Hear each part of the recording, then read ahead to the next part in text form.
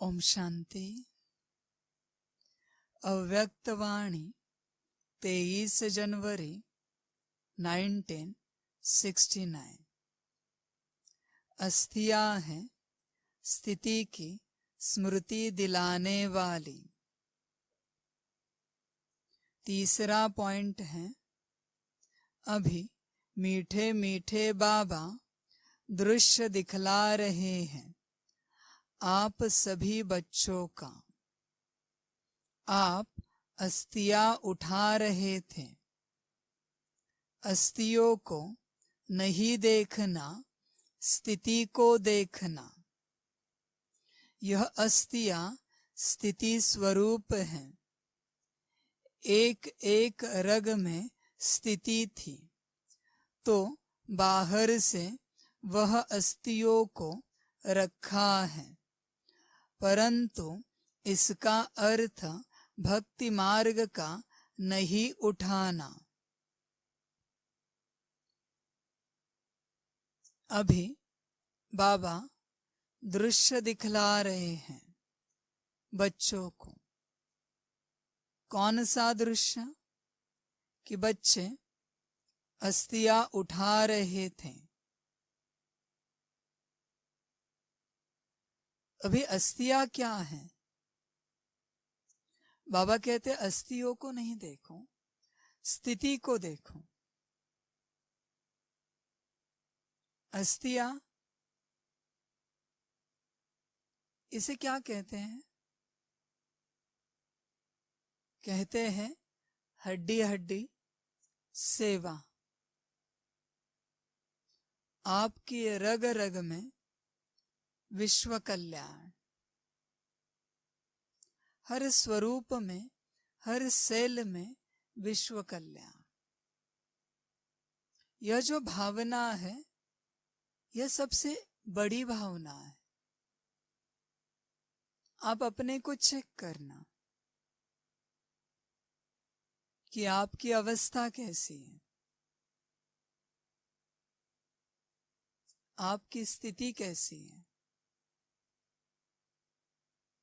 आप जो विचार करते हो उसके वाइब्रेशंस आपके संपूर्ण शरीर में फैलते हैं, हर एक सेल में, हर एक अस्थि में चले जाते हैं। जैसे आपकी विचारधारा है, उसी अनुसार आपका ऑरा बनता है। आपका शरीर, आपकी हड्डियां बनती है। गायन है, किसी एक संत महात्मा ने शरीर छोड़ा, फिर दूसरे संत आके कहे कि उसी दिन बहुतों ने शरीर छोड़ा। शरीर का अंतिम संस्कार किया। फिर वो पूछ रहे थे कि अभी हम कैसे पहचाने कि उनकी अस्थियां कौन सी हैं। तो उस संत को कहा कि आप जाओ, अस्थियों को कान के नजदीक पकड़ो, आपको ईश्वर की ध्वनि निकलेगी, उसमें से सुनाई देगी। तो जिन अस्थियों में से ईश्वर की ध्वनि सुनाई दे रही, वो उन संत की है। यह समझ जाना।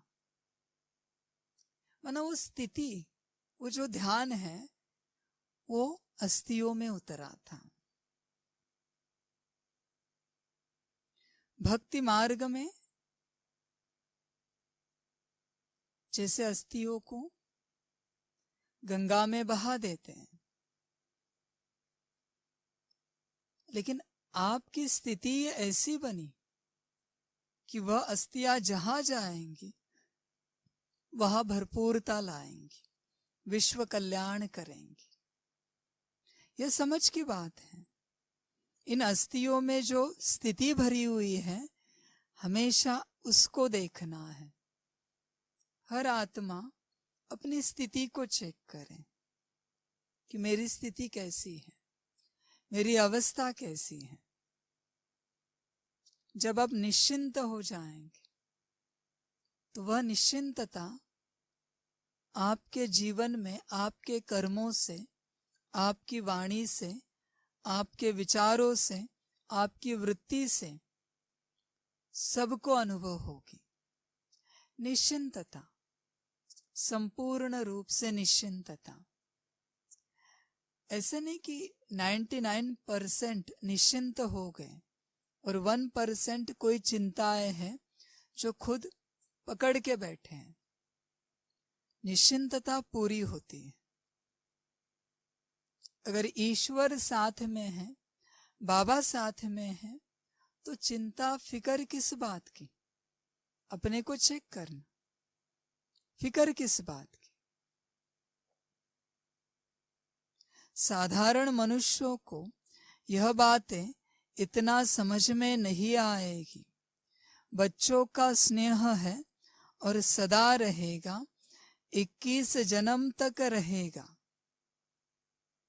आप सभी सतयुगी दुनिया में साथ नहीं चलेंगे, राज्य साथ नहीं पाएंगे, साथ ही है, साथ ही रहेंगे जन्म जन्मांतर तक। अभी यह जो महावाक्य है, साथ ही है और साथ ही रहेंगे जन्म जन्मांतर, ये किसके लिए है? आप अपने को चेक करना, क्या आप इसमें बैठते हैं? कुछ जन्म तक साथ रहना और साथ चलना,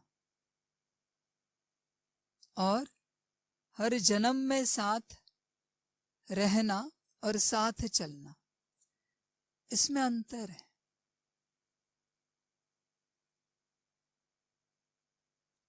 हर जन्म तक कब और कैसे रहेंगे? अगर आदि से लेकर अंत तक सबको क्या लगता है, आदि से लेकर अंत तक अगर सदा साथ रहे तो 5000 साल में सदा साथ रहेंगे। ये गलत फहमी है। आदि से लेकर अंत तक अगर सदा निश्चय रहा तो सदा हर जन्म में मिलते रहेंगे, साथ रहेंगे, जन्म जन्मांतर तक का साथ रहेगा। आदि से लेकर अंत तक सिर्फ साथ रहे और निश्चय ऊपर नीचे रहा तो कौन आपको जन्म जन्मांतर तक साथ रखेगा? चेक करना, निश्चय कितना रहा आदि से लेकर अंत तक। इसी के ऊपर निर्भर है आप कितने जन्म बाप के साथ नजदीक से या दूर से रहेंगे, निश्चय के आधार पर। अगर निश्चय कच्चा है और यज्ञ में 100 साल पूरे रहे, रिटर्न मिलेगा, लेकिन बाप के साथ पार्ट नहीं बजा सकते। और निश्चय में क्या आता है? श्रीमत पर चलना भी निश्चय में आता है। साथ रहे, निश्चय पूरा रहे और श्रीमत पर चलते रहे, समर्पण पूरा रहे, सच्ची दिल में रहे, तो ही हर जन्म में साथ रहेंगे। वरना कुछ जन्म रहेंगे, कुछ जन्म ड्रामा। जितना निश्चय उतना साथ। आप अगर किसी के ऊपर संशय उठाओ और उसको मदद के लिए बुलाओ, कैसे आएगा वो? और वो आकर मदद करना भी चाहे, फिर भी आपके मन में संशय उठेगा कि मदद ही कर रहा है ना, नहीं तो कहीं हमें डुबो न दे, क्योंकि संशय है। उसी प्रकार बाप के ऊपर निश्चय कितना है चेक करो। जितना निश्चय उतना ज्ञान मिलेगा। जितना निश्चय उतना ज्ञान की स्पष्टता मिलेगी। जितना निश्चय उतना योग सहज लगेगा। जो बच्चे योग करने में बहुत परेशान हो रहे हैं, समझ लेना निश्चय ऊपर नीचे है।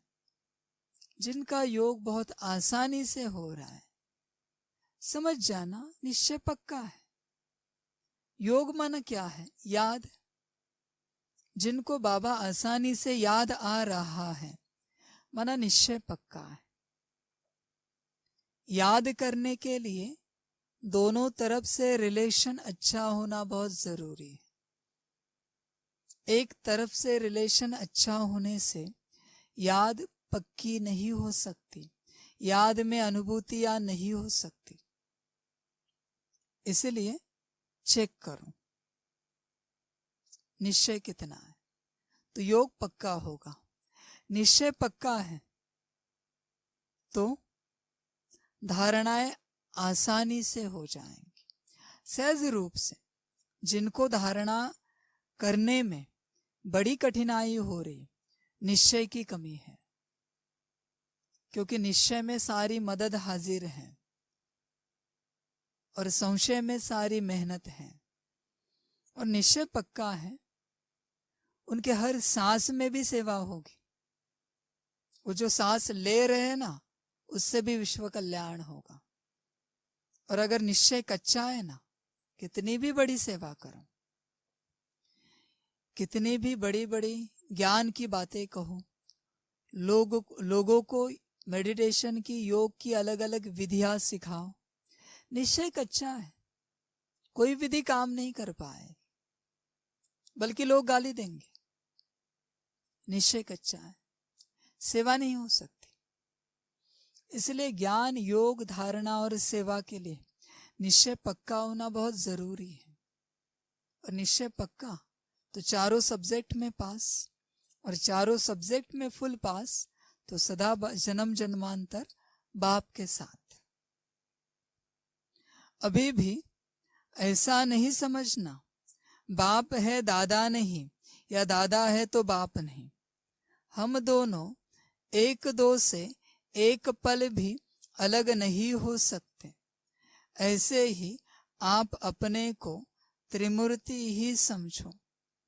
इसलिए कहते हैं त्रिमूर्ति का बैज हमेशा साथ रखो। जब ब्रह्मा, विष्णु और शंकर तीन को देखते हो तो आपके भी त्रिमूर्ति की याद, अर्थात अपना स्वरूप और बाप दादा की याद, त्रिमूर्ति की स्थिति मशहूर है। बाबा कहते हैं हम सदा साथ हैं, बाप और दादा। वो अलग नहीं है, इनको अलग नहीं कर सकते। जब बच्चे बाप समान बन जाएंगे तो उन बच्चों को और बाप को भी आप अलग नहीं कर सकेंगे। इसलिए अंत समय का गायन है, जहां देखे, जिस बच्चे में देखे, तू ही तू है।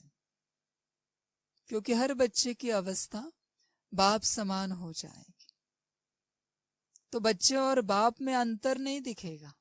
अंतिम समय में लगेगा बच्चा और बाप एक ही है, क्योंकि बाप समान अवस्था होगी।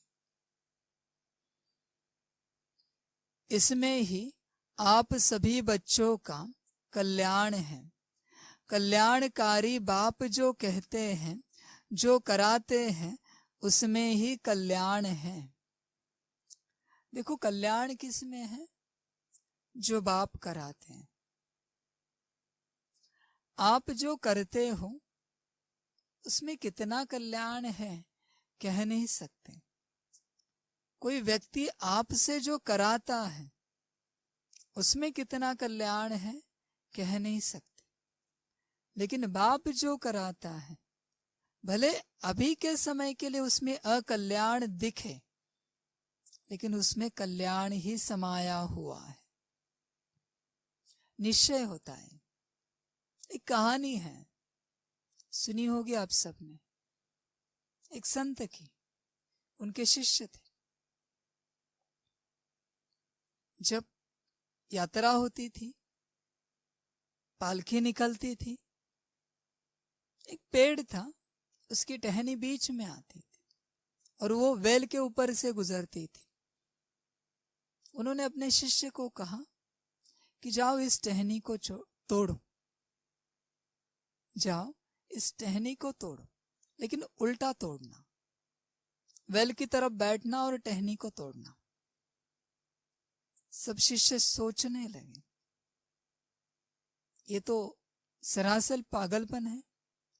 टहनी जैसे टूट जाएगी, टहनी के साथ वो भी पानी में गिर जाएंगे। और फिर वेल बड़ी गहरी थी, पता नहीं ऊपर आएंगे या नहीं आएंगे। लेकिन शिष्यों ने किसके ऊपर संशय उठाया? गुरु के ऊपर।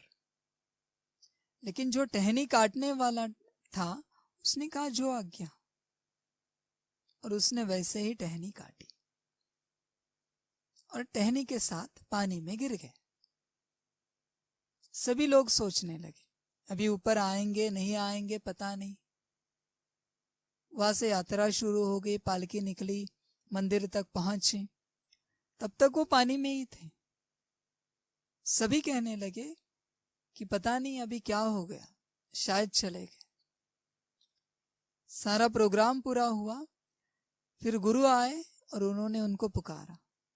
उन्होंने अंदर से आवाज दी कि अंदर ही है, जब आप बोलोगे तब हम बाहर आएंगे, वो भी आपकी मर्जी से। और उस दिन से वह नंबर 1 शिष्य बन गए, जैसे गुरु समान बन गए। इसको कहते हैं आज्ञा पर चलना।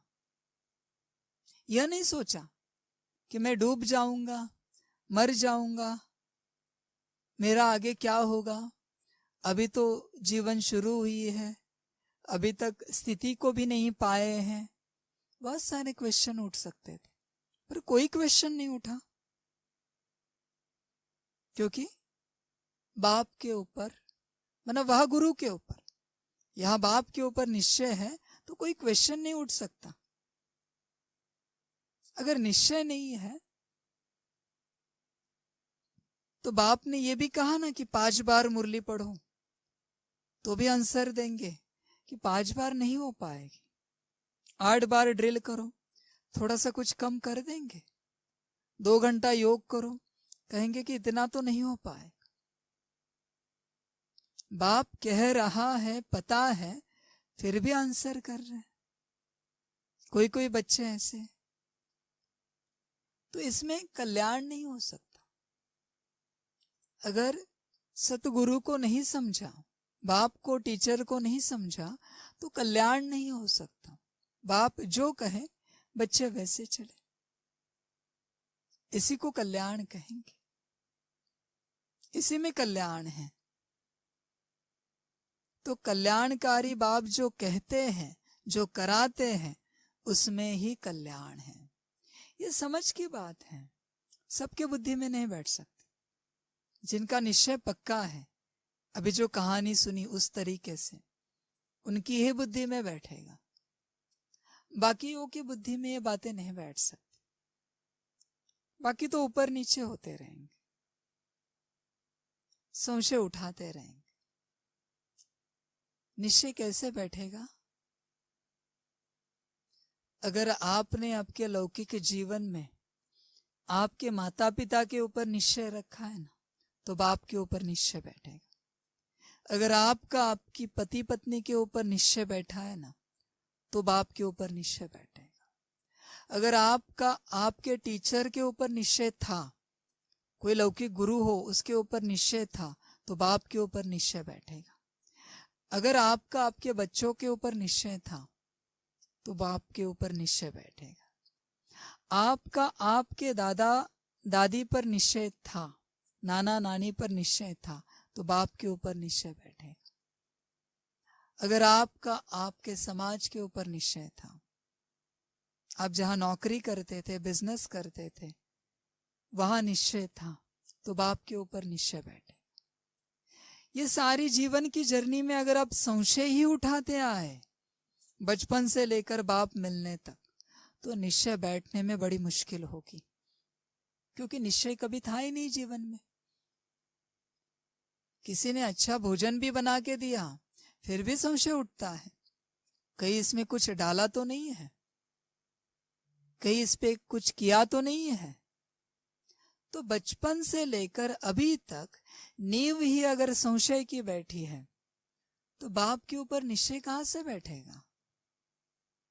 अगर कहा आपका निश्चय हो ना थोड़ा बहुत, तो ही बाप के ऊपर निश्चय बैठ सकता है, वरना संशय की नींव, उसके ऊपर बहुत मेहनत करनी पड़ेगी। आपके कोई मित्र संबंधी है, उसमें भी संशय, मना अंदर भरा क्या है बचपन से लेकर अब तक? संशय। तो निश्चय कहां से बैठेगा? नहीं बैठ सकता। भले कहा आपने निश्चय रखा, धोखा खाया, कोई बात नहीं, लेकिन अंदर क्या है? निश्चय। तो जैसे ही बाप मिला, आसानी से निश्चय बैठ जाएगा। भले धोखा खाया जीवन में, कोई बात नहीं।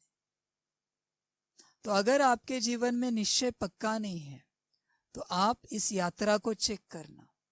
आपके जीवन की यात्रा में आपने कहां कहां संशय उठाया है और कहां कहां निश्चय रखा है। क्योंकि बहुत से ऐसी आत्माएं हैं जिनका खुद के ऊपर भी निश्चय नहीं है। खुद के ऊपर ही निश्चय नहीं है, तो दुनिया के ऊपर कैसे निश्चय रखेंगे? और बाप के ऊपर कहां से निश्चय रखेंगे?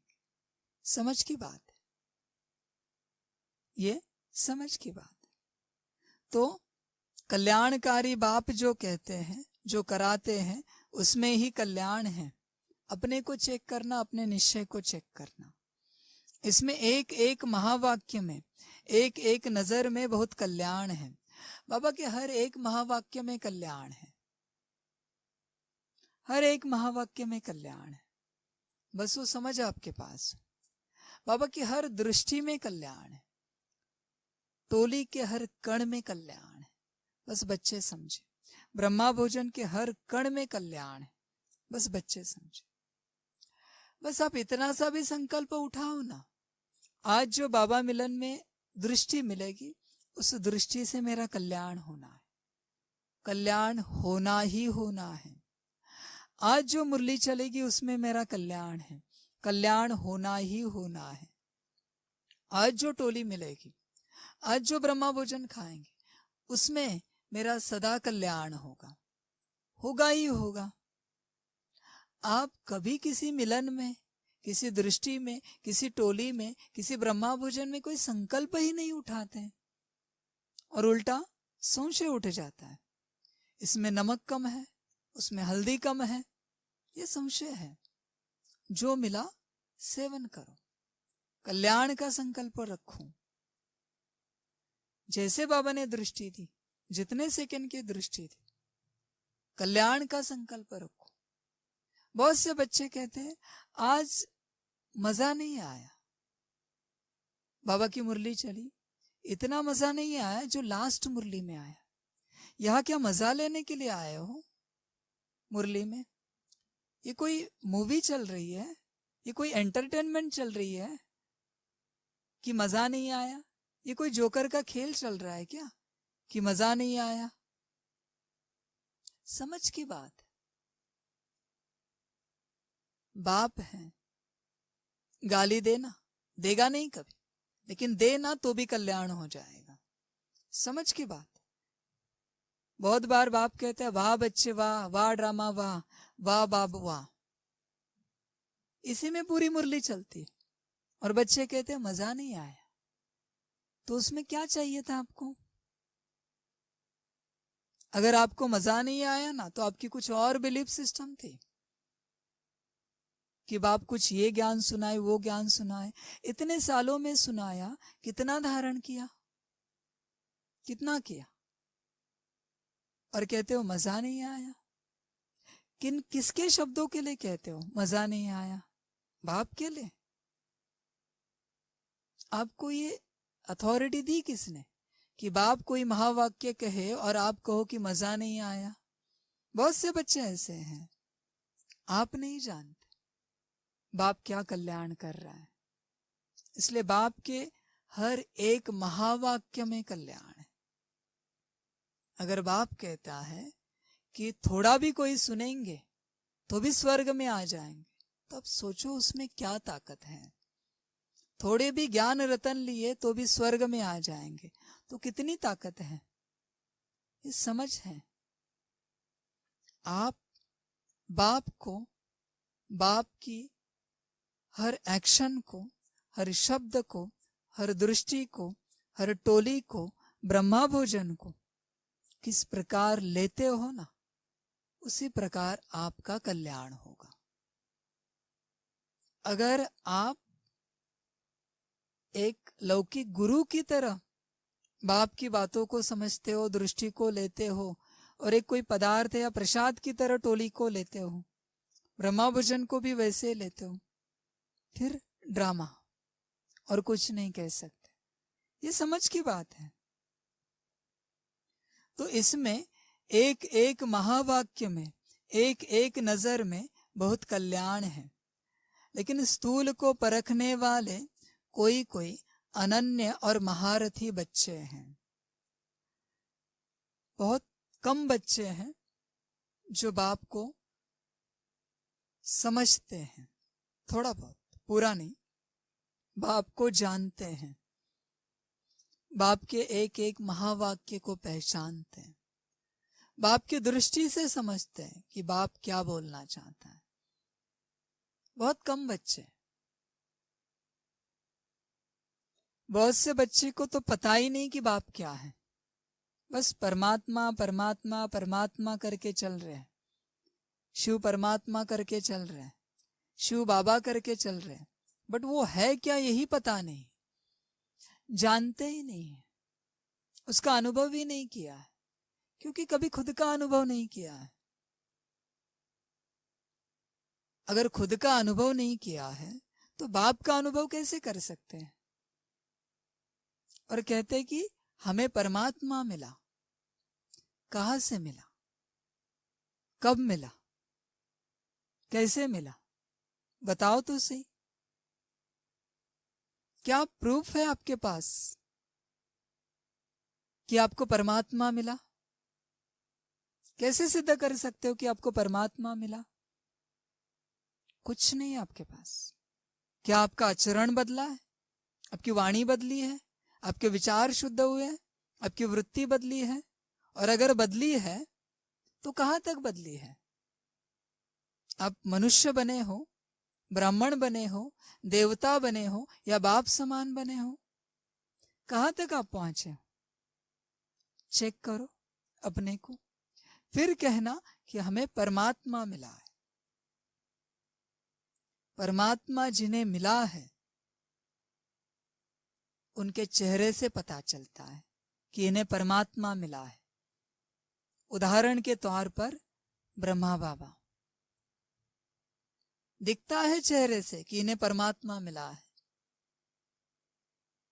वो कह सकते हैं कि मुझे परमात्मा मिला है, कह सकते हैं, वो अधिकार है कहने का, क्योंकि उन्होंने पाया है। आपने कितना पाया है चेक करो, वरना बस जिंदगी भर पूरे संगम युग तक कहते रहेंगे परमात्मा मिला मिला मिला, और ऐसे ही शरीर छोड़ के चले जाएंगे। दिखावे का मिला, अंदर से मिला, चेक करना। जिसे परमात्मा मिला है ना, उसकी अवस्था बहुत अलग होगी। तो अपने को चेक करना कि आपकी अवस्था है क्या वैसी। इसलिए बहुत कम बच्चे हैं जो इस अवस्था में चलते हैं। अब आप भी इतना ही शीघ्र कर्माती स्थिति में स्थित रहने का पुरुषार्थ करो। बाबा कहते हैं अपनी अवस्था को कर्मातीत अवस्था तक लेके चलो और पुरुषार्थ को बढ़ाओ, आत्मिक स्थिति को बढ़ाओ, बाप की याद को बढ़ाओ, तभी कुछ मिलेगा, वरना ड्रामा। अच्छा, ओम शांति।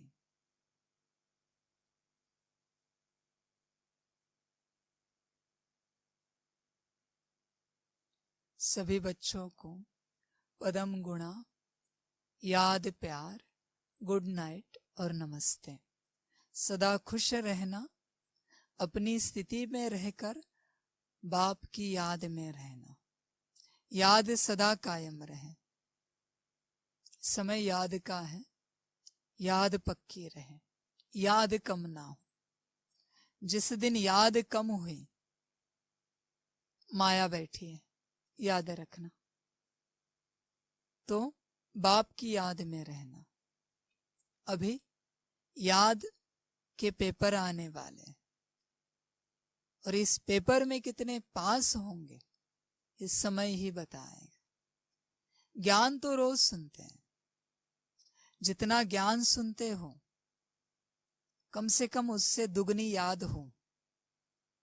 बस क्लासेस सुन के, मुरली सुन के, ज्ञान सुन के वाह वाह नहीं करना, उससे दुगनी याद बढ़ाना, फिर वाह वाह करना। नहीं तो वाह वाह करने का कोई मतलब नहीं। ज्ञान के लिए दौड़ते रहना दुनिया के जैसे अवस्था है। कनरस कहते हैं ना, बहुत आनंद आता है सुनने में, लेकिन धारणा कौन करेगा? याद कौन करेगा? आत्मिक स्थिति कौन बढ़ाएगा? चेक करना अपने को। जितना ज्ञान सुनते हो उससे दुगनी याद हो तो ही कुछ सफल हुआ। आखिर सारे क्लासेस, सारी मुरलियां, सारा ज्ञान सुन रहे हो याद के लिए। सारे ज्ञान का एम ऑब्जेक्ट है याद। और अगर वही नहीं हो रही है तो ज्ञान का मतलब क्या है? तो याद बढ़ाना।